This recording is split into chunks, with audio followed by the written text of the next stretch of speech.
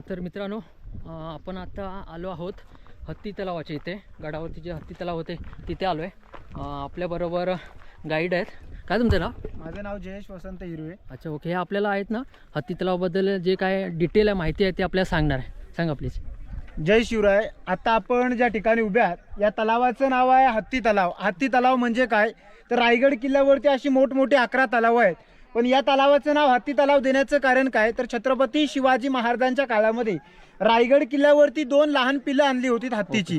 मग हत्तीची लहान पिल्लं गडावरती आणली, त्यांचं पालनपोषण वरती हत्तीखान्यामध्ये केलं. मग त्यांना पिण्यासाठी पाणी, आंघोळ करण्यासाठी या तलावाचा वापर केला, म्हणून या तलावाला नाव देण्यात आलं हत्ती तलाव. मग हत्तींची लहान पिल्लं गडावरती आणलीत, त्यांचं पालनपोषण वरती केलं. हत्तींची वाढ ही 3 वर्षामध्ये होते. गड बांधण्यासाठी 14 वर्ष लागली.